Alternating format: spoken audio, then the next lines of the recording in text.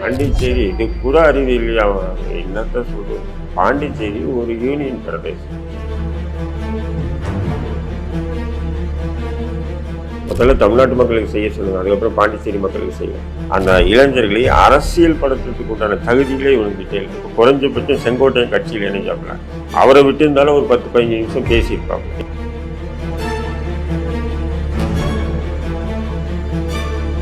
பல விஷயங்களுக்கு ரேசல் எல்லாம் பண்ணி பார்த்துருக்கீங்க. அதேமாரி ரேசல் பண்ணியாச்சும் ஒரு அரை மணி நேரம் 1 மணி நேரம் பேசணுமா இல்லை. ஆனால் விஜய் யார் அரசியல் படுத்துவான்? அவன் எவன் பேச்சையும் கேட்க மாட்டான், அவங்க அப்பா பேச்சே கேட்க மாட்டான். நான்காம் தூண் நேயர்கள் அனைவருக்கும் வணக்கம். இன்னைக்கு நம்ம நிகழ்ச்சியோட சிறப்பு விருந்தினர் யாருன்னு பார்த்தீங்கன்னா, இந்திய தேசிய லீக் கட்சி தலைவர் தடா ரஹீம் அவர்கள் இணைந்துள்ளார். வணக்கம் சார். வாங்கம்மா. டிவிகே பல சர்ச்சைகளை தாண்டி இப்போ கொஞ்சம் கொஞ்சமாக எழுந்துட்டு வந்துட்டே இருக்காங்க. இன்னைக்கு பார்த்தீங்கன்னா பாண்டிச்சேரியில் பொதுக்குழு கூட்டம் நடந்திருக்கு. அதில் 5000 பேர் தான் கலந்துக்கணும் அப்படின்னு பல விதிமுறைகள் விதிச்சாங்க சார். அவர் பேசுறது நிறைய கேட்டோம். கவர்மெண்ட்டை, பாண்டிச்சேரி கவர்மெண்ட், திமுக கவர்மெண்ட் எப்படி பண்ணுதுன்னு, அதை பற்றி நீங்கள் என்ன நினைக்கிறீங்க சார்? இல்லை, இன்னைக்கு வந்த கூட்டமே பார்த்தீங்கன்னு சொன்னால் பாண்டிச்சேரியில் உள்ள மக்கள் மட்டும் இல்லை, எல்லா ஊர்லேருந்தும் போயிருக்கு. அந்த ரசிகர்கள், அதாவது சினிமா மோகம் இருக்கு இல்லையா, சினிமா பிரபலம், அது பார்க்கணும்னு சொல்லிட்டு எல்லா ஊர்லேருந்து போயிருக்காங்க. பாண்டிச்சேரி மக்கள் மட்டும் அது கூடினது இல்லை. இருந்தாலும் அங்கே பேசுனது பாண்டிச்சேரி அப்படிதான். என்ன பேசினாப்பில் அதை நம்ம அதை பற்றி பெரிய விமர்சனம் பண்ணுற அளவுக்கு அங்கே எதுவுமே பேச்சே இல்லை. எப்பவுமே போல் ஒன்றிய அரசு, ஆளும் அரசு அப்படின்ற மாதிரி 2-3 வார்த்தைகள், அவ்வளோதான். பாண்டிச்சேரி அரசை காவல்துறை பாராட்டியிருக்காப்புல, தமிழ்நாட்டில் இப்படி பாராட்டல. அதே மாதிரி பாண்டிச்சேரியை பார்த்து டிஎம்கே கத்துக்கணுமா எப்படி ஆட்சி பண்ணணும் சிஎம் சார். பாண்டிச்சேரி இது கூட அறிவியலையா என்னத்த சொல்றது. பாண்டிச்சேரி ஒரு யூனியன் பிரதேசம். தமிழ்நாடு என்பது அப்படி இல்லை, ஒரு பெரிய மாநிலம். இந்தியாவிலே ஒரு பெரிய மாநிலங்களில் ஒன்று தமிழ்நாடு. அப்படி இருக்கும்போது தமிழ்நாடை நீங்கள் பாண்டிச்சேரி கூட ஒப்பிடுறீங்கன்னா உங்களுடைய அரசியல் அறிவின்மை இதிலே வெளிப்படும், புரியுதுங்களா? அது ஒரு யூனியன் பிரதேசம், சின்ன இது. ஒரு தெருவில் ஒருத்தர் நின்னான்னா எம்எல்ஏ ஆகிடலாம். ஒரே ஒரு தெரு தான் ஒரு எம்எல்ஏ, அவ்வளோதான். அங்கே அதிகமாகலாம் இல்லை. பார்த்தீங்கன்னு சொன்னால் 1500 ஓட்டு. இங்கே எப்படி கவுன்சிலர் ஜெயிக்கிறாங்களோ அங்கே எம்எல்ஏ அப்படிதான். இங்கே அப்படி இல்லை. ஒவ்வொரு சட்டமன்ற தொகுதியிலும் 1.5 லட்சம், 2 லட்சம், 2.5 லட்சம் வாக்குகள் உள்ள சட்டமன்றம். அப்போ நீங்கள் பாண்டிச்சேரியை தூக்கிட்டு தமிழ்நாட்டை ஒப்பிடுறதோ, தமிழ்நாட்டு பாண்டிச்சேரியில் ஒப்பிடுறதோ முட்டாள்தனம் தானது. என்ன கற்றுக்கணும் சொல்கிறாரு சார் நம்ம புதுச்சேரி சிஎம் கிட்ட இருந்து? நம்ம ஸ்டாலின் அவர்கள் கற்றுக்கணும் அப்படின்றது என்ன கற்றுக்கணும் அவர்கிட்ட இருந்து? என்ன கற்றுக்கணும் அதுதான் எனக்கு ஒன்றும் புரியல. அது ஒரு சின்ன மாநிலம், சின்ன ஒரு யூனியன் பிரதேசம். அந்த யூனியன் பிரதேசத்தில் போய் நீங்கள் தமிழ்நாட்டில் அப்படி பாண்டிச்சேரியில் சூப்பராக இருக்குது அப்படின்னு சொன்னால், அதே பாண்டிச்சேரியில் நீங்கள் ஒன்றிய அரசை தாக்குறீங்க, எதிர்த்து பேசுகிறீங்க. அப்போ அந்த ஒன்றிய அரசோட துணையோடு தான் ஆட்சி நடத்துகிறாங்கங்க. அப்போ அதை நீங்கள் மறைமுகமாக பாஜகவை பாராட்டுறீங்களா? அப்படி தானே தோணுது. கூட்டணி தானே பாஜக, இது என்ஆர் காங்கிரஸும் பாஜகவும் கூட்டணியில் தான் பாண்டிச்சேரியில் ஆட்சி நடக்குது. அப்படி இருக்கும்போது நீங்கள் என்ஆர் காங்கிரஸை பாராட்டுறது பாஜகவை பாராட்டுற மாதிரி தான். மறைமுகமான பாஜக ஆதரவு நிலைப்பாடு தான் விஜய் இன்னைக்கு பேசுன பேச்சு. ஆதவர்ஜனா பேசுறது கூட பெருசா ஒன்றும் இல்லை. சிஎம் சார் நீங்க பாடம் கத்துக்குங்க அப்படின்றாரு. எனக்கு திமுகவுக்கு எதிராக பேசக்கூடிய நபர் தான் நான். அதே நேரத்தில் இந்த வார்த்தைகள்லாம் பார்த்தீங்கன்னா அது ஒரு காமெடியாவே இருக்கு. இன்னைக்கு கூட யார் என்ன பேசலாம்? ஆதவர்ஜனா பேசினாப்பிலையா, புஷி ஆனந்த் பேசினாப்பிலையா, இல்லை விஜய் தான் பேசினாப்பிலையா? அந்த இளைஞர்களை அரசியல் படுத்துறதுக்கு உண்டான தகுதிகளே இவங்ககிட்ட இல்லை. இப்போ குறைஞ்சபட்சம் செங்கோட்டையன் கட்சியில் இணைஞ்சாப்புல அவரை விட்டு இருந்தாலும் ஒரு 10-15 நிமிஷம் பேசியிருப்பாப்புல, இல்லைங்களா?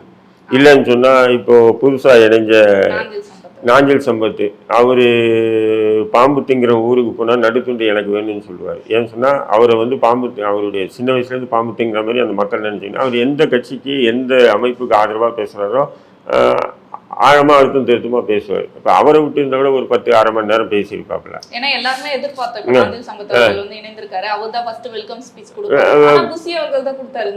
அதான் சொல்கிறேன். இவங்க யாருக்குமே உளறாங்க. ஓப்பனாக சொன்னால் உளறல் தான் அந்த பேச்சு. விஜய்கிட்ட கூட பெரிய ஒரு நல்ல பேச்செல்லாம் இல்லை, உளறல் பேச்சு தான். நீங்கள் இதுக்கு முன்னாடி நடிகராக இருந்தீங்க, அப்போ பேச வேண்டியதில்லை. இப்போ அரசியல் கட்சி தலைவராகிட்டீங்க. குறைஞ்சபட்சம் நீங்கள் பல விஷயங்களுக்கு ரேசல்லாம் பண்ணி பார்த்துருப்பீங்க. அதேமாரி ரேசல் பண்ணியாச்சும் ஒரு அரை மணி நேரம் 1 மணி நேரம் பேசணுமா இல்லையா? பொறுமையாக அமைதியாக ஒரு ஏதோ வந்து பார்த்தீங்கன்னா வந்து ஒரு 10-15 நிமிஷத்தில் முடிச்சுட்டு போகிறது. அப்போ இப்போ அப்படின்னு சொன்னால் ஒரு கால் ஆட்சி அதிகாரம் வந்து உங்கள் வேலை கொடுத்துட்டாங்கன்னா ம். அப்போ நீங்கள் என்ன பண்ணுவீங்க? இதே மாதிரி அமைதியான வேலைக்காக சொல்லுங்க. ஏன்னா இப்போ எடப்பாடி அவர்களா இருக்கட்டும், ஸ்டாலின் அவர்களா இருக்கட்டும், அவங்க வந்து பேசுனாங்கன்னா ஒரு அந்த 15 நிமிஷம் பேசினாலும் அதோட இம்பாக்ட்ன்றது ஒரு மாசமாச்சு இருக்கும். அதுக்கு பல எதிர்க்கட்சி தலைவர்கள் வந்து பதில் கொடுக்கறதுன்னு பயங்கர ஃபயரா இருக்கும் அந்த அவர் பேச ஆரம்பிச்சா. ஆனா இவர் பேசுறாருன்னா அந்த 10 நிமிஷத்துக்குள்ள பேசுறாரு. அந்த 10 நிமிஷத்துக்குள்ள மக்களுக்கு என்ன செய்ய போறோம் அப்படின்றது சொல்லல. இந்த வந்து சிஎம் சார் கத்துக்கோங்க, இங்க எப்படி நடக்குது அப்படின்னு தான் சொல்றாரு. இதுல வந்து அவர் இன்னும் அரசியல் வந்து அந்த அரசியல் அடி இன்னும் இல்லை, இப்போ தமிழ்நாட்டில் நீங்கள் சேம் சார் கற்றுக்கல. பாண்டிச்சேரி போனீங்கன்னா பாண்டிச்சேரி அரசியல் பேசணும். அங்கே இருக்கக்கூடிய மக்கள், அங்கே இருக்கக்கூடிய பிரச்சனைகள். இப்போ வந்து உதாரணத்துக்கு பார்த்தீங்கன்னா பாண்டிச்சேரியில் நீண்ட காலமாக ஒரு பிரச்சனை இருக்குது. சுற்றுலா பயணிகள் வராங்க. அந்த சுற்றுலா பயணிகள் வந்தாங்கன்னா அங்கே தங்கும் விடுதிகள் கூட சுகாதாரமாக இல்லை அப்படின்ற ஒரு குற்றச்சாட்டு இருக்குது. இன்னும் பல குற்றச்சாட்டுகள் அரசு மீதும் ஃபுல்லாகவே இருக்குது. அங்கே நிறைய குற்றச்சாட்டுகள் அந்த மக்கள் மத்தியில் இருக்குது. அந்த பிரச்சனைகளை உள்வாங்கிட்டு அது சம்மந்தமாக பேசுறதை விட்டுட்டு இங்கேருந்து நீ போய் பாண்டிச்சேரியில் போய் ஸ்டாலினை திமுகவை திட்டத்துக்காக நீ வந்து இங்கேருந்து போய் அங்கே கூட்டம் போகணும். அது தேவையற்றது. சரி, 41 பேர் இறந்தாங்க. இப்பயாச்சும் வந்து பொதுதளத்தில் பகிரங்கமாக அந்த 41 பேர், நான் என்ன சொல்கிறேன், 41 பேர் உயிரை சாதாரணமாக மதிக்கிறாங்க. நீ எத்தனை கூட்டம் போட்டாலும் அத்தனை கூட்டங்களும் அந்த 41 பேருக்காக ஆழ்ந்த இரங்கல் ஒரு 5 நிமிஷம் மௌன அஞ்சலி செலுத்த கூட உன்னால் முடியல. ஏன்னு சொன்னால் நீ மௌன அஞ்சலின்னு சொன்னேன்னு சொன்னால் உன் ரசிகர்கள் கேட்க மாட்டான், அவ்வளோன்னு கத்துவான். அப்போ நேற்று கூட பாருங்கள், ஒருத்தனை வந்து ஒரு போலீஸ் வந்து தடுக்குது, அவன் கையை பிடிச்சி கடிக்கிறான். இதெல்லாம் நம்ம எந்த மாதிரி எடுத்துக்கலாம் சார்? இந்த மாதிரி செயல்பாடுகள்லாம் நம்ம இல்லை, அதாவது அந்த இளைஞர்களை தன்கிட்ட இருக்கக்கூடிய ரசிகர்களை ஒழுங்குபடுத்தி அரசியல்படுத்துறதுக்கு விஜயை அரசியல்படுத்துறதுக்கு சில பேர் வேணும். ஆனால் விஜய் யாரை அரசியல்படுத்துவா? அவன் எவன் பேச்சும் கேட்க மாட்டானோ, அவங்க அப்பா பேச்சே கேட்க மாட்டானோ. அப்படி இருக்கும்போது விஜய் யார் அரசியல்படுத்துவா? சரி, விஜய் எப்படி மக்களை அரசியல்படுத்துவா? ஒன்றையும் பண்ண மாட்டார். இப்படியே பண்ணிக்கிட்டு ஏதோ ஓட்டு வந்துன்னா பாருங்க, நான் தான். ஆனால் மக்கள் அவர்கள் பேராதரவு தெரிவிக்கிறாங்களே, எங்கள் விஜய் அவர்கள் தான் வரணும், மாற்றம் வேணும், எங்கள் தலைவர். நீங்கள் இப்போ பாண்டிச்சேரியில் போட்டிங்கல்ல, நயன்தாராவை கூப்பிட்டு போங்க அதே இடத்துல, இதை விட அதிகமான கூட்டம் வரதா இல்லையான்னு பாருங்க. அதுதான் நீங்கள் வந்து ஒரு தேர்தலில் வந்து அந்த ஓட் பேங்க் என்னன்னு தெரிஞ்சுட்டு தான் விஜய் வந்து சீனெல்லாம் போடணும். இப்போ நீ சீன் போட்டுனா வேஸ்ட்டுன்றாங்க. ஏன்னா கமலஹாசனுக்கு கூடாத கூட்டமா? கடந்த சட்டமன்ற தேர்தலில் நிறைய பேர் கருத்து கணிப்பே வந்து கமலஹாசனுக்கு வந்து ஆட்சி அமைக்க இழிபொறியா இப்படியெல்லாம் வந்ததா இல்லையா? அப்ப இன்னும் அந்த சினிமா இம்பாக்ட விட்டு மக்கள் வந்து வெளியே வரல, அந்த சினிமா முகத்திலே தான் வந்து பார்த்துட்டு இருக்காங்களா? 100% அதுதான். படியேறும் பெருமாள் படத்துல ஒரு நாய் வந்து நடிச்சது பார்த்துருக்கீங்க. நாய், அந்த நாயை வந்தது கூட தலைப்பு செய்தியாக ஊடகங்கள் போட்டாங்க. படியேறும் பெருமாள் படத்தில் நடித்த நாய் மரணம். அப்போ ஊடகங்கள் வந்து ஒரு நாயை கூட எந்த அளவுக்கு எல்லா நாய்க்கும் போடுறது இல்லைல்ல. அப்போது சினிமா என்பது இந்த படத்தில் நடிச்சதுரா, இந்த நாய் மட்டும் இல்லை, எந்த மிருகம் நடித்தாலும் 10 பேரில் 1000 பேர் நின்று பார்ப்பான். அதேமாதிரி நீங்களும் நானும் வந்து சமூக செயற்பாட்டில் வந்து மக்களுக்காக எவ்வளோ பணி செஞ்சுருப்போம். அதை பொதுதளத்தில் வந்து நம்ம வெளியே எங்கன்னா போனால் மக்கள் அதெல்லாம் கண்டுக்கவே மாட்டாங்க. அதே நேரத்தில் நம்ம ஏதோ ஒரு சில படத்தில் வந்து சும்மா சைடு ரோலில் நம்ம தலை காட்டினாடி அந்த படத்தில் இதேமாரி வந்துடலாம் அப்படின்னு சொல்லி 10-50 பேர் நின்று செல்ஃபி எடுப்பான், பேசுவான். நடக்குதா இல்லையா? வில்லன் நடிகராக இருக்கட்டும், அது காமெடி நடிகராக இருக்கட்டும், ஹீரோவாக இருக்கட்டும், இல்லை சைடு ரோலில் நடிக்கிறவங்களா இருக்கட்டும், எல்லாருக்குமே வந்து ஒரு சினிமா மோகம் வந்து அந்த இதுதான். அதை வந்து இவன் தனக்கு சாதகமான அரசியலாக மாற்றுறாப்பலாம். அவ்வளோதான். ஏன்னா இவர் வந்து கட்சி தொடங்கி 2 வருஷம் கிட்ட ஆக போகுது. இப்போ இன்னுமே நீங்கள் வந்து சினிமா மோகம், அந்த சினிமா இம்பாக்டில் தான் வந்து மக்கள் கூட்டுறதா இருக்கட்டும், எல்லாமே இந்த வாக்கு வந்து ஓட்டாக மாறாது இந்த கூட்டம்லான்றீங்க. அப்போ அரசியல் அவர் எந்த நிலப்பாடில்? இல்லைம்மா, அரசியல் என்பது சாதாரணமானது. அதுவும் தமிழக அரசியல் என்பது சாதாரணமானது இல்லை. இங்கே திமுக ஓட் பேங்க் வந்து எக்காரணத்தும் விஜய்க்கு போகாது. அதே மாதிரி அதிமுக ஓட் பேங்க்னு இருக்கு, அதுவும் விஜய்க்கு போகாது. ஏன் போகாது சார்? சொல்றேங்க. இல்லை, மாற்றம் வந்து எதிர்பார்க்குறாங்க. மாற்றத்துக்கு இப்படி வந்து கார்பரேட் இறக்குமதியா ஒரு என்ன பங்களா வீட்டில் இருக்கக்கூடிய குருட்டன் செடியை மக்கள் எதிர்பார்க்குறாங்க. மக்களோட மக்களாக இருந்து போராடக்கூடிய ஒரு நல்ல சிறந்த தலைவனை எதிர்பார்க்குறாங்க மாற்றம். ஆனால் நீங்கள் வந்து ஒரு கார்பரேட் இறக்குமதியை தான் நான் பார்க்குறேன். இன்ன வரையும் உங்களுடைய எல்லா செயல்பாடுகளும், நீங்கள் விக்கிரவாண்டியில் போட்ட மாநாடாக இருக்கட்டும், அல்லது மதுரையில் போட்ட மாநாடாக இருக்கட்டும், இப்போ பாண்டிச்சேரியில் போட்டதாக இருக்கட்டும், ரோட் ஷோவில் நீங்கள் வந்து கரூரில் வந்து இறந்த 41 எல்லாமே பார்த்தீங்கன்னா சினிமாத்துவம் தான். எல்லாமே இந்த சினிமாத்துவத்தை மீறி அரசியல் துவமாக நீங்கள் இன்னும் கொண்டு வரல, விஜய் வரல. அப்படின்னும்போது இது எப்படி ஓட்டுகளாக மாறும்? அப்ப இவர் வந்ததுக்கு அரசியலுக்கு வந்ததுக்குன்னு ஒரு காரணம் இருக்கும்ல. இப்போ ஒரு கட்சியும் வராங்கன்னா ஒரு கொள்கை வச்சுக்கிறாங்க. அப்ப இவருக்கு அரசியல் வந்ததுக்கான காரணம் என்னவா இருக்கும்னு நினைக்கிறீங்க? எதை வந்து நான் சரிப்படுத்துவேன்னு அரசியல் வந்திருக்காரு? சரிப்படுத்தணும்னா நீ என்ன சொல்ற 500 கோடி ரூபாய் சம்பாதனை விட்டுட்டு வராருன்னு. நீ 500 கோடி ரூபாய் சம்பாதிக்கணும்னா உண்மையிலேயே ஏன் விட்டுட்டு வர? சம்பாதிச்சுட்டே நீ எவ்வளோ பொது பணி செய்யலாமா இல்லையா? 500 கோடின்றது சாதாரணமானது இல்லையா? வேற என்ன காரணமா இருக்கும் அரசியல் வந்தது? என்ன பல ஆயிரம் கோடியை சேர்த்து வச்சிருக்கானுங்க. உள்நாடு வெளிநாடு முதலீடு பண்ணியிருக்காங்க கார்பரேட் கம்பெனிகளில். அப்போ அந்த முதலீடு பண்ணியிருக்கக்கூடிய பணத்துக்கு சரியான முறையில் வந்து மாதம் மாதம் வரணும். வரலைன்னு சொன்னால் அரசியல்வாதினா பயந்து கொடுத்துருவாங்க. அரசியல் இல்லைன்னு சொன்னால் ஏமாற்றிடுவாங்க. அப்போ அவர் சொத்தை காப்பாற்றிக்க இந்த அரசியல் ஒரு ஆயுதமாக யூஸ் பண்ணுறாங்க. என்னுடைய பார்வையில் அப்படி தான் தெரியுது. எந்த ரசிகர்களை வச்சு நீ சம்பாதிச்சியோ அதே ரசிகர்களை நீ என்ன பண்ணுறன்னா அரசியலில் முதலீடு பண்ணுற. இதை தவிர வேற என்ன? அந்த ரசிகர்களை வச்சு ஒரு பிசினஸ். ஆமாம், ரசிகர் வச்சு தான் நீ வந்து சம்பாதிச்சிருக்க. அது இல்லைன்னு சொல்ல முடியுமா? இப்போ அதே ரசிகர்களை விட்டுறக்கூடாது. இனியும் அவனுங்களை விட்டுறக்கூடாது. இனியும் அவனுங்களை பிடிச்சி வச்சு அரசியலில் முதலீடாக்கணும். சரி, அந்த ரசிகர்களில் முக்கியமான நபர்களை யாராவது முக்கிய பொறுப்பு கொடுத்தியா? இல்லை. ஆதவ அர்ஜுனா இறக்குமதி செய்யப்பட்டவர், புஷி ஆனந்த் இறக்குமதி செய்யப்பட்டவர், அவரும் இறக்குமதி செய்யப்பட்டவர். இப்போ செங்கோட்டை எல்லாம் வந்து நீங்கள் இறக்குமதி செய்யப்பட்டவர்களுக்கு தானே பொறுப்புகளை கொடுக்குறீங்க. அதுவும் இல்லாமல் இந்த மாதிரி இப்போ வயசான காலத்தில், அதாவது அவங்க ஆட்சியெல்லாம் அவங்க வாழ்ந்து அந்த நிறைவு பெற அந்த ரிட்டைர்மெண்ட் வயசில் வந்து எல்லாருமே வந்து அவர் கட்சியில் இணைகிறாங்க. இது அவர் கட்சிக்கு பலம் நினைக்கலாமா? எப்படி நினைக்கலாம்? நாஞ்சில் சம்பத் அவர்களாக இருக்கட்டும், செங்கோட்டையன் அவர்களாகட்டும், அவரோட அந்த அரசியல் காலம் முடிந்து அவங்க ஓய்வு பெற நிலையில் வந்து இணைஞ்சிருக்காங்க அந்த கட்சியில். இல்லை, அவங்களுக்கு ஒரு எதிர்காலம் வேணும்னு இப்போ இணைகிறாங்க. ஏன்னு சொன்னால் இப்போ அதிமுகலேருந்து செங்கோட்டையன் பிரிஞ்சார், தூக்கிட்டாங்க கட்சியில். இப்போ அவர் எங்கே போகணும்? திமுகவுக்கு போனால் வேல்யூ இருக்காதுன்னு தெரியும்.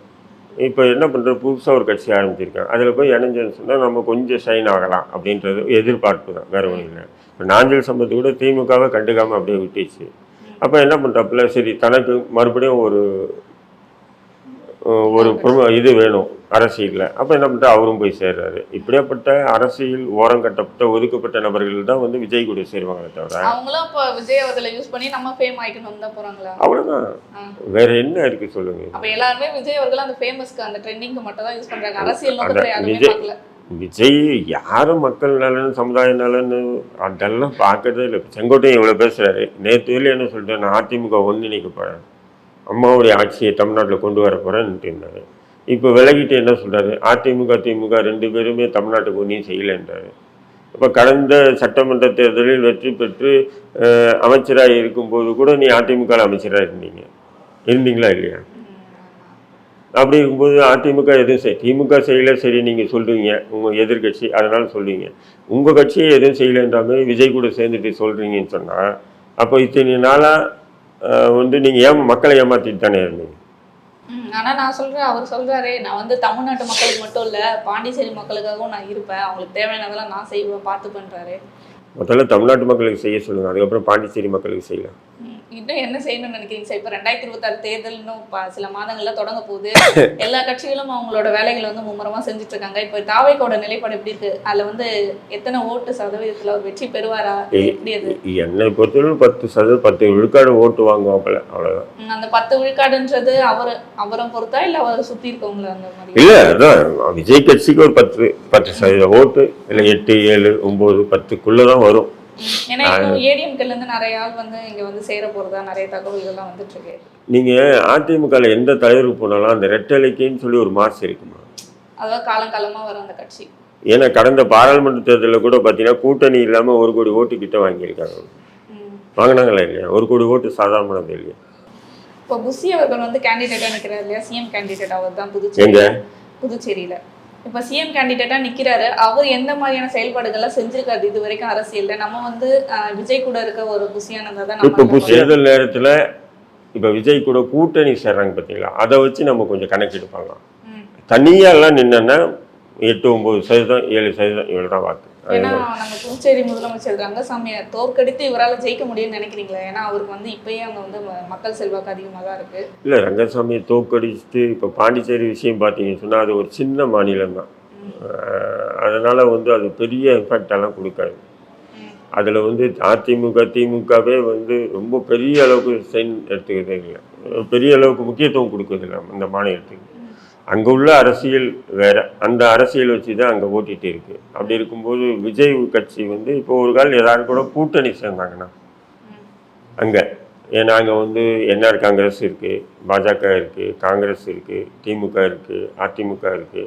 இப்போ அங்கே வந்து லோக்கலில் வந்து தாவேகா கூட வேறு கட்சிகள் இணைஞ்சு தேர்தலை எதிர்கொண்டால் ஓரளவுக்கு டஃப் இருக்கும்.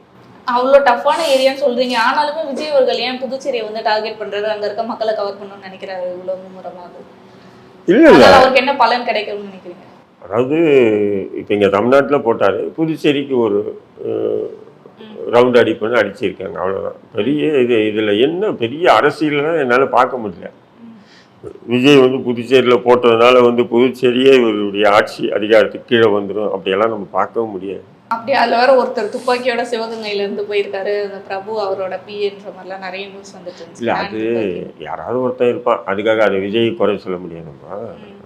கூட்டம் இத்தனை பேர் வராங்க, அதில் எதெல்லாம் ஒரு கிறுக்கு பிடிச்சி வீட்டில் இருந்து எடுத்துகிட்டு வந்திருக்கலாம், இல்லை லைசன்ஸ் வாங்கி வச்சுக்கிறது பந்தாவுக்காக சொல்லிட்டு வந்திருக்கலாம். அது ஒவ்வொரு இதில் நிகழ்ச்சியிலும் நடக்கும், அதெல்லாம் நம்ம வந்து சொல்ல முடியாது. மெயின் வந்து பார்த்தீங்கன்னு சொன்னால் விஜய் பொறுத்தவரையிலையும் வந்து ரொம்ப எதிர்பார்ப்பு இருக்குது.